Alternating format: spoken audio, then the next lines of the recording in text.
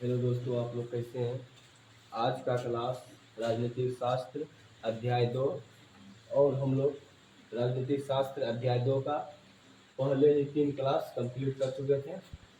यानी class 1, 2, 3 3 part में हम लोग पहले ही अध्याय 2 का कंप्लीट कर लिए थे। और आज राजनीतिक शास्त्र अध्याय 2 का पार्ट 4। कितना पार्ट 4, अध्याय 2 का पार्ट 4। तो हम लोग पहले ही अध्याय 2 का एक क्लास, दूसरा क्लास, तीसरा क्लास कंप्लीट कर चुके थे। राजनीतिक शास्त्र तो सत्ता में साझेदारी की कार्य प्रणाली, सत्ता में साझेदारी की कार्य प्रणाली, इसी को हम लोग पढ़ रहे थे और इसी के बारे में आज का क्लास है। आज का क्लास इसी के बारे में है। और आज जो है अध्याय 2 सत्ता में साझेदारी कार्य प्रणाली का लास्ट क्लास है। अध्याय 2 का लास्ट क्लास है। तो हम लोग बिना देर किए हुए अपना क्लास की तरफ, क्वेश्चन की तरफ बढ़ते हैं और उसको समझते हैं क्वेश्चन क्या कर रहा है, उसको ध्यान से उसका आंसर भी देना है और समझने के साथ साथ इसको ध्यान में भी रखना है। और अगर ध्यान में नहीं रहता है तो एक बार या 2 बार क्वेश्चन पढ़िए, उसके बाद इसका आंसर पढ़िए, आप लोग का दिमाग में बैठ जाएगा। 2 से 3, 4 बार पढ़िएगा तो इसका आंसर दिमाग में बैठ जाएगा। तो हम लोग क्वेश्चन की तरफ बढ़ते हैं, इसको समझते हैं क्वेश्चन क्या कर रहा है, इसका आंसर भी देते हैं। रखने से ज्यादा इसको समझने पे ध्यान दीजिए। तो क्या बोल रहा है पहला क्वेश्चन, नगर परिषद के कार्य को लिखे। यानी नगर परिषद में जो कार्य होता है, नगर निगम में जो कार्य होता है, उसका काम को लिखना है। यानी उसमें क्या क्या काम होता है, यानी नगर निगम में क्या क्या काम होता है उसको लिखना है। तो इसलिए नगर परिषद के कार्य को लिखे, नगर परिषद के कार्य को लिखे। तो नगर निगम में क्या क्या काम करना चाहिए, क्या क्या चीज का व्यवस्था होना चाहिए, उसके बारे में लिखना है। तो इसका उत्तर है सड़कें एवं नलियों में रोशनी का प्रबंध कराना। यानी सड़क जो है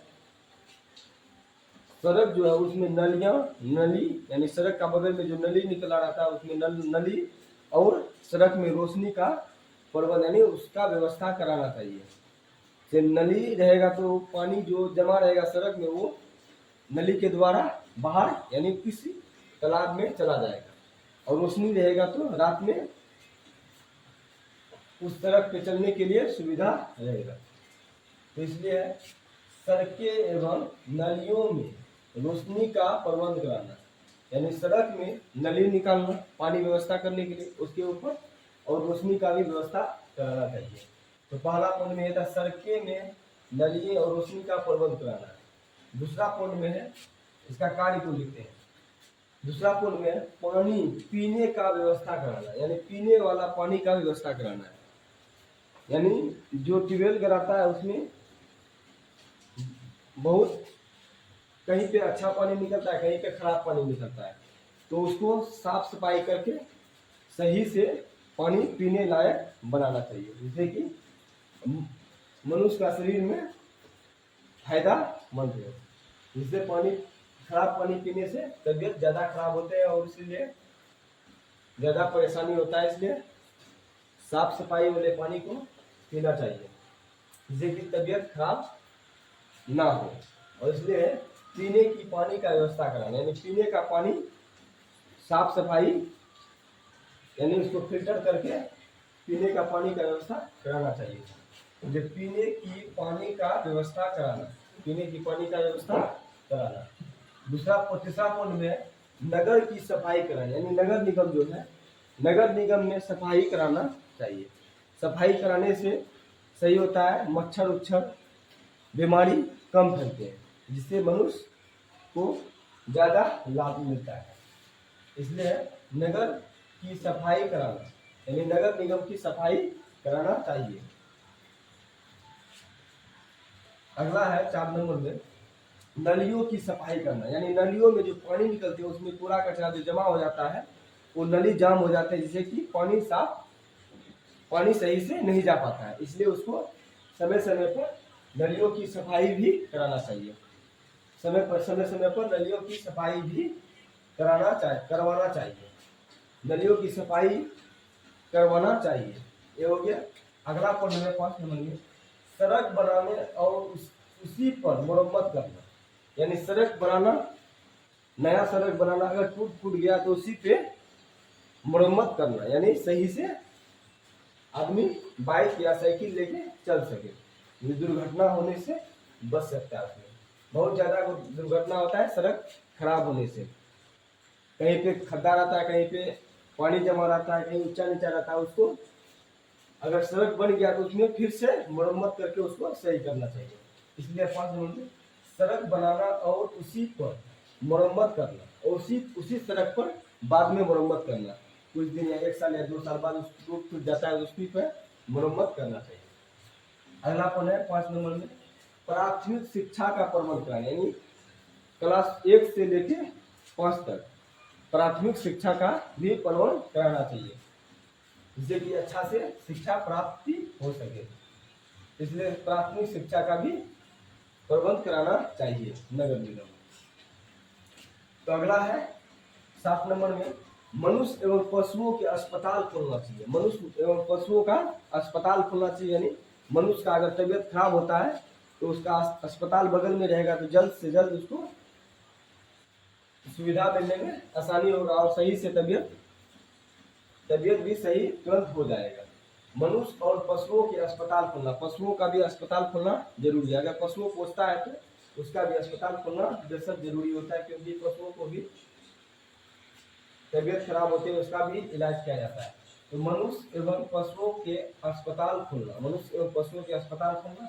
अगला है 8 नंबर में, शमशान घाट का प्रबंध कराना। यानी शमशान घाट, जो आदमी मर जाते हैं तो शमशान घाट जाते हैं, उसका भी एक साफ सफाई जगह उसमें भी करवाना चाहिए। इसलिए शमशान घाट का प्रबंध कराना, शमशान घाट का भी प्रबंध कराना चाहिए। अगला है 9 नंबर में, जन्म एवं मृत्यु का निबंध करना। जन्म एवं मृत्यु जो होता है उसका भी निबंध करना है। तो इसलिए हम लोग का 1 नंबर क्वेश्चन, नगर परिषद के कार्य को लिखना है। नगर परिषद में क्या क्या कार्य करना था उसको लिखना था हम लोग को, और हम लोग लिखे हैं। कितने हैं उसमें टोटल 9 पॉइंट दिया हुआ है। अगर आपको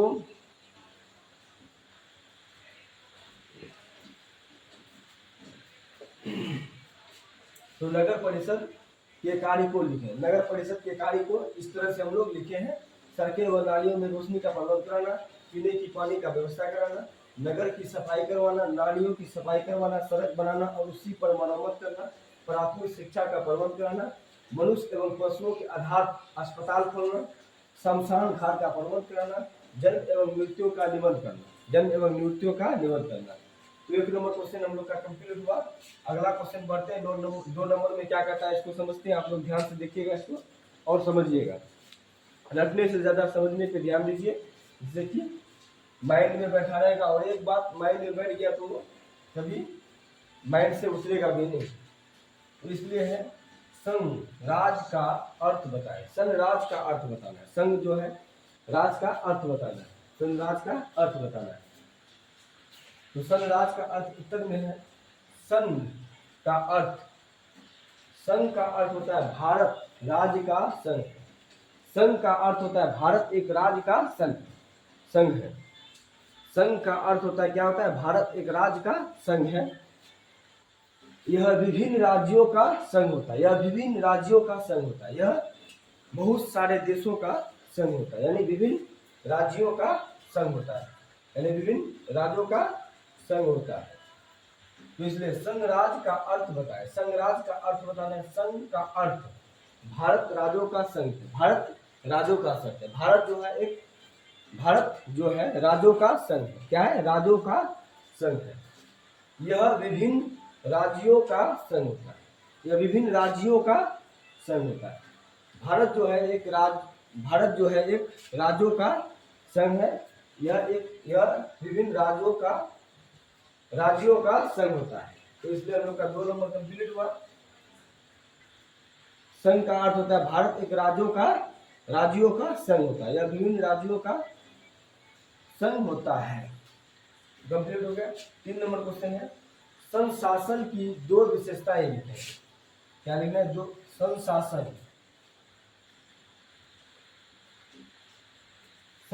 की 2 विशेषताएं बताएं। संघ शासन की 2 विशेषताएं बताएं। तो इसमें 2 विशेषताएं बताना है। तो लिखित संविधान होना चाहिए। संघ शासन में लिखित संविधान होना चाहिए, उसी के अनुसार से कानून चलना चाहिए। जो संविधान में लिखा गया है उसी के अनुसार से कानून चलना चाहिए। शक्तियों का विभाजन करना चाहिए, यानी शक्तियों का विभाजन करना चाहिए। सर्वोच्च न्यायपालिका होना चाहिए। तो इसलिए है इसको 3 पॉइंट लिखे। संघ शासन की 2 विशेषताएं लिखे। संघ शासन की 2 विशेषताएं लिखे। तो लिखित संविधान होना चाहिए, शक्तियों का विभाजन होना चाहिए, सर्वोच्च न्यायपालिका होना चाहिए। सर्वोच्च न्यायपालिका होना चाहिए। तो 3 नंबर क्वेश्चन कंप्लीट हुआ। अगला क्वेश्चन है 4 नंबर, इसको समझते हैं। 4 नंबर क्वेश्चन में क्या दिया? सत्ता के साझेदारी से आप क्या समझते हैं? यानी सत्ता के साझेदारी से क्या समझते हैं? सत्ता में साझेदारी की कार्यप्रणाली, इसी को पढ़ रहे हैं। तो सत्ता के साझेदारी से आप क्या समझते हैं? तो सत्ता के साझेदारी से आप क्या समझते हैं? इसका आंसर है शासन के विभिन्न भागों का बंटवारा कर एक दूसरे का सहयोग करना सत्ता की साझेदारी कहलाता है। क्या कहलाता है? शासन के विभिन्न विभागों का बंटवारा कर एक दूसरे का सहयोग करना सत्ता में साझेदारी कहलाता है। सत्ता में साझेदारी कहलाता है। इसलिए सत्ता के साझेदारी से आप क्या समझते हैं? सत्ता के साझेदारी से आप क्या समझते हैं? उत्तर है इसका शासन के विभिन्न विभागों का बंटवारा कर एक दूसरे का सहयोग करना सत्ता में साझेदारी कहलाता है। एक दूसरे का सहयोग करना सत्ता में साझेदारी कहलाता है।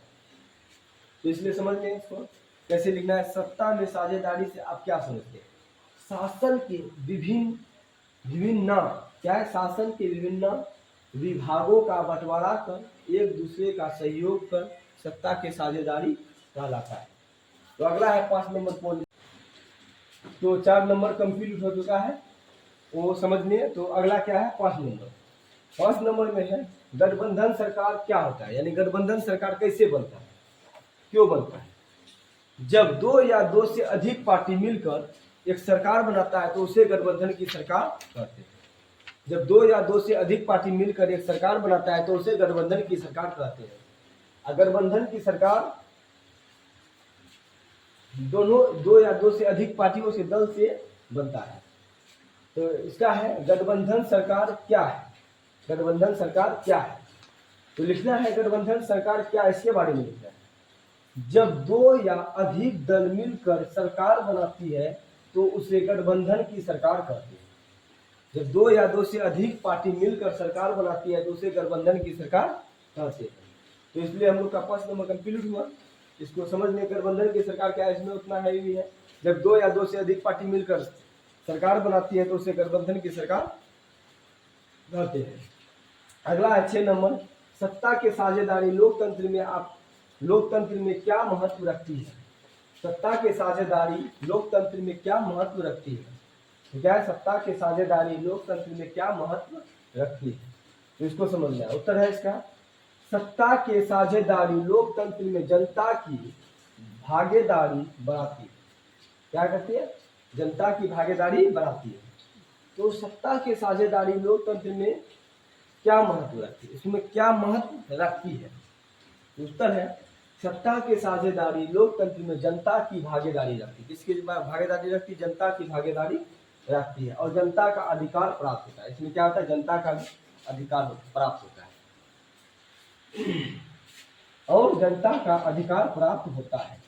तो इस तरह से 6 नंबर क्वेश्चन में था सत्ता के साझेदारी लोकतंत्र में क्या महत्व रखती है? लोकतंत्र में क्या महत्व रखती है? तो सत्ता के साझेदारी लोकतंत्र में जनता की भागीदारी बढ़ाती है, लोकतंत्र में जनता की भागीदारी बढ़ाती है और उसके लिए आवाज़ भी उठाती है और जनता का अधिकार प्राप्त होता है, जनता के लिए लड़ते हैं और जनता का अधिकार प्राप्त होता है। तो इस तरह से हम लोग का राजनीतिक शास्त्र अध्याय 2 पार्ट 1 पार्ट 2 पार्ट 3 पार्ट 4 तक ये क्लास कंप्लीट हुआ और अध्याय 2 सत्ता में साझेदारी की प्रणाली कार्य प्रणाली ये आज समाप्त हुआ और हम लोग नेक्स्ट क्लास में अध्याय 3 लेके आएंगे। तो अगला विषय, अगला सिलेबस, अगला विषय लेके आएंगे। आज के लिए इतना ही, धन्यवाद। अगला विषय बोलिए।